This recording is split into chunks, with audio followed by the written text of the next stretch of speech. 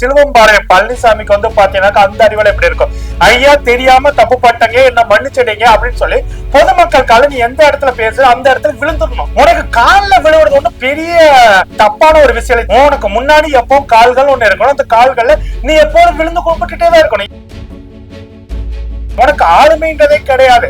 நீ வந்து பாத்து டம்மி பீஸ் டவுச பைய. நீ அரசியல் ஒரு சூனாப்பானா இங்க எல்லாத்துக்கும் தெரிஞ்ச ஒரு விஷயமாச்சு. அடங்கி உடனே வீட்லயாவது இருந்தீங்கன்னா எடப்பாடி தொகுதியில டெபாசிட் வாங்குற அளவுக்கு தோல்வியை சந்திப்ப, நாடி போயிடுவ, சொந்த ஊர்ல தலை காட்ட முடியாம போயிடும். சிலுவம்பாளையத்துல உன்னையெல்லாம் சில்லற பையனா பார்க்க ஆரம்பிச்சிருவாங்க. தெருமுனை அரசியல் தோழர்களுக்கு வணக்கம். தோழர்களே, நம்மளுடைய சிலுவம்பாளையம் டானு எடப்பாடி பழனிசாமி அவர்கள் வந்துட்டு வேட்டிய வரிஞ்சு கட்டிட்டு ஆம்புலன்ஸ் நான் பேசுற கூட்டத்துக்குள்ள வந்துச்சுன்னா இனிமேல் ஆம்புலன்ஸ் கொண்டு வருவேன், ஆம்புலன்ஸ்ல போயிடுவான் அப்படின்னு சொல்லிட்டு பேசின அந்த ஏகவசன பேச்சு, அதுக்கு அப்புறமேட்டு இவருடைய உசுப்பேத்தல் பேச்சை கேட்டு கேட்டு அவருடைய தொண்டர்கள் வந்துட்டு ஆம்புலன்ஸ் அடிச்சு நொறுக்கிற சம்பவங்கள் எல்லாம் நிறைய நடந்தது. இதுக்கு வந்து பாத்தீங்கன்னா நம்முடைய துணை முதலமைச்சர் திரு உதயநிதி ஸ்டாலின் அவர்கள் கூட வந்து பாத்தீங்கன்னாக்கா இப்படி ஆம்புலன்ஸை வழிமறிக்கிற உங்களுடைய கட்சி தான் இப்ப ஐசியூல இருக்கு அப்படின்ற மாதிரிலாம் வெளிப்படையா பங்கமா போட்டு மரண கலாய்ச்ச கலாயில வந்து பாத்தீங்கன்னாக்கா, ஆஹா இதுக்கு மேலையும் விட்டாக்கா உன் அருமை பெருமைக்கெல்லாம் ஆபத்து வந்துண்டா சூனா பானா உடனே வந்துட்டு பல்ட்டி அடி ஏதாவது சொல்லி ஆட்டத்தை கர அப்படின்னு சொல்லுவாங்க இல்லைங்களா வடிவேலு பாடியில. அந்த மாதிரி பாத்தீங்கன்னாக்கா புத்திசாலித்தனமா இந்த பேச்சை திசை மாத்தி விடணும். இந்த பேச்சுக்கு வந்துட்டு இனிமேலும் இந்த பிரச்சனை வந்து நம்ம அதை தாக்க கூட அப்படின்னு புத்திசாலித்தனமா ஒரு ஸ்டேட்மெண்ட் வந்து கொடுத்தது. என்னன்னாக்கா, ஐயா நானா வந்துட்டு அந்த மாதிரி பண்ண நான் பேசுறேன் 25 கூட்டத்துக்கு மேல வேணும்னு ஆம்புலன்ஸ் வந்துருச்சு, அதனால வந்து பாத்தீங்கன்னா டென்ஷன் ஆகி போயிட்டேன். ஆம்புலன்ஸ் டிரைவர்கிட்ட போன் நம்பர் வாங்கி பார்த்தா ஆம்புலன்ஸ் டிரைவருக்கு எந்த ஒரு போனும் அழைப்பும் வரல.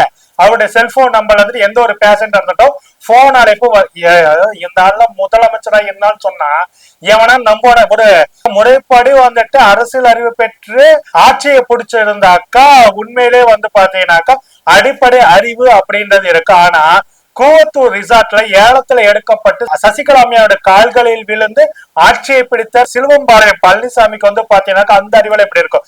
எங்க ஆம்புலன்ஸ் வரது 108 ஆம்புலன்ஸ் ஹாஸ்பிட்டல் பிரைவேட் ஆம்புலன்ஸா இருந்தா கூட வந்து பாத்தீங்கன்னாக்கா அது வந்துட்டு அந்த ஹாஸ்பிட்டலுக்கு போன் பண்ணி சொல்லுவாங்க, ஹாஸ்பிட்டல் இருந்து தான் ஆம்புலன்ஸ் அனுப்பாங்க. அதே வந்து பாத்தீங்கன்னா 108க்கு போன் பண்ணா அது கண்ட்ரோல் ரூமுக்கு தான் போவோம். இப்ப போலீஸ்க்கு நம்ம போன் பண்றோம், ஃபயர் சர்வீஸ்க்கு போன் பண்றோம் அப்படின்னாக்க நேரடியா ஃபயர் ஸ்டேஷனுக்கு நம்ம போன் பண்ணி மக்கள் சொல்லுவாங்க, போலீஸ்க்கு போன் பண்ண 100க்கு போன் பண்ணாங்க, ஃபயர் ஸ்டேஷனுக்கு 101க்கு போன் பண்ணுவாங்க. அவங்க வந்து காலை எடுத்துட்டு அந்த கண்ட்ரோல் ரூம் மூலியமாக சம்பந்தப்பட்ட போலீஸ் ஸ்டேஷன் ஃபயர் ஸ்டேஷனுக்கு இன்ஸ்ட்ரக்ஷன் போய் அவங்க வந்துட்டு அந்த அபிஷியல்ஸ் வராங்க. அது போலதான் 108 நம்பர் மூலியமா போன் பண்ணா பக்கத்துல இருக்க கண்ட்ரோல் ரூமுக்கு போன் போய் அவங்க மூலியமா தான் பக்கத்துல நியரஸ்ட்ல எந்த ஆம்புலன்ஸ் டிரைவர் இருக்காங்களோ அந்த ஆம்புலன்ஸ் டிரைவருக்கு அலோகேஷன் ஆகும். அவங்க வந்து பாத்தீங்கன்னா பேஷண்ட்டை கூட்டிட்டு வர்றதுக்கு போவாங்க. இதுதானே இது.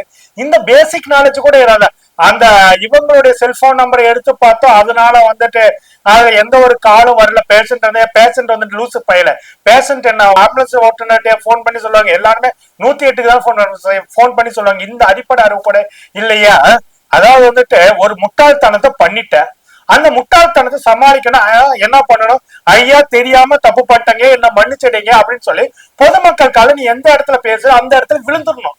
உனக்கு காலில் விழுவுறது ஒண்ணு பெரிய தப்பான ஒரு விஷயம். தொடர்ந்து நீ கால்ல மட்டும்தானே விழுந்துட்டு இருக்கிற. உனக்கு முன்னாடி எப்பவும் கால்கள் ஒண்ணு இருக்கணும், அந்த கால்கள்ல நீ எப்போதும் விழுந்து கும்பிட்டுட்டே தான் இருக்கணும். இதுதான் உன்னுடைய நீ படைக்கப்பட்டதோட சூட்சமே. அதுதான் என்ன யாருடைய கால்களே விழுந்து கொண்டே இருக்கணும் அப்படின்னா உன்னுடைய நீ படைக்கப்பட்டதோட சூட்சமம். நீ வந்துட்டு பாத்தீங்கன்னாக்கா ஏதோ முதலமைச்சரானா நீ பெரிய ஆளுமை அப்படின்னு நினைச்சிட்டு இருந்தீங்கன்னா அது உன்னுடைய முட்டாள்தனம். உனக்கு ஆளுமைன்றதே கிடையாது. நீ வந்து பாத்தீங்கன்னா டம்மி பீஸ் டவுச பைய. அப்படி இருக்கும்போது பாத்தீங்கன்னா நீ வந்துட்டு மன்னிப்பு கேட்டு ஏன் வந்து பப்ளிக்கா ஐயா என்ன மன்னிச்சு காலில் விழுந்தா பரவாயில்ல. நீ வந்துட்டு சசிகலா காலில் விழுவ, அமித்ஷா காலில் விழுவ, ஜெயலலிதா அம்மா காலில் விழுவ, சரி அது கூட மக்கள் காலில் விழுத்து கூச்சப்பட்டு சரி மன்னிச்சிடுங்கன்னு சொல்லிட்டு சொல்லலாம். இல்லைன்னா இந்த மாதிரி தவறு நடந்துருச்சுங்க விட்டுடுங்க, இனிமேல் நடக்காம பாத்துக்கோ, இனிமே ஆம்புலன்ஸ் வந்ததுனால கண்டிப்பா நாங்க வழி விட்டு ஒதுங்கிக்கிற எங்க கட்சிக்கார யாரும் ஆம்புலன்ஸை தாக்க மாட்டோம் இப்படின்னு சொல்லி இருந்தீங்கன்னா உன்னோட இந்த குறைந்தபட்ச அறிவு நாணயத்தை புரிந்து கொண்டால் மக்கள் வந்து எடுத்துக்கோ. நீ இப்ப ஒரு சப்ப கட்டி நீ அரசியல் ஒரு சூனாப்பானம் இங்க எல்லாத்துக்கும் தெரிஞ்ச ஒரு விஷயமாச்சு. அப்படிப்பட்ட இந்த சூனாப்பானத்தனத்தை ஏன் வந்துட்டு இங்க வந்து காட்டிட்டு இருக்கிற கேடு கெட்டத்தனமா உனி முட்டாள்னது ஏன் நொடிக்கு ஒரு தடவை நிரூபிச்சுட்டே இருக்க சிலுவம்பாளையம் பழனிசாமி அப்படின்னு தான் நம்ம வந்து கேட்க வேண்டியிருக்கு. ஆக மொத்தத்துல உதயநிதி ஸ்டாலின் அவர்கள் சொன்னது போல உன்னுடைய முதல் சுற்றுப்பயணத்துல வந்து பாத்தீங்கன்னாக்கா உன் கூட பிஜேபியோட கூட்டணி எல்லாமே காலி. ஓபிஎஸ் காலி, டிடிவி காலி, அண்ணன் ஜான் பாண்டியன் கலந்துகிட்டாரு. நீ கூட்டணி வச்சோடனே அண்ணன் கிருஷ்ணசாமி விலகிட்டாரு. அந்த லட்சணத்துல இருக்குது. உன்னை உள்ள விட்டு, அதாவது நீ போன எந்த இடமும் உருப்படாதுன்னு சொல்லிட்டு அவங்களே விளைவிக்கிறாங்க. அப்படி இருக்கும்போது பாத்தீங்கன்னா நீ வந்துட்டு இப்ப வந்து பாத்தீங்கன்னா ரெண்டாவது சுற்று வந்து தொடங்கி இருக்கிற. இந்த ரெண்டாவது சுற்றுல வந்து பாத்தீங்கன்னாக்கா அடுத்து வந்துட்டு பிஜேபி கலந்தாலும் கலந்துக்கும். மூணாவது சுற்றுல முடியும் போது பாத்தீங்கன்னாக்கா உன் கூட இருக்கிற எஸ்பி வேலுமணி வந்து எல்லாரும் கலந்துகிட்டு போயிடுவாங்க. எஸ்பி வேலுமணி, தங்கமணி, பொள்ளாச்சி ஜெயராமன், நம்மளுடைய ஜெயக்குமார், வளர்மதி அக்கா எல்லாரும் கலந்துகிட்டு போயிடுவாங்க. அடுத்து நாலாவது சுற்று பிரச்சாரத்தை மேற்கொண்டினா நீயும் சம்பந்தி மட்டும்தான் இருப்பீங்கன்னு நினைக்கிறேன். பார்த்து இருந்துக்குங்க, அவ்வளவுதான் சொல்லக்கூட முடியும்.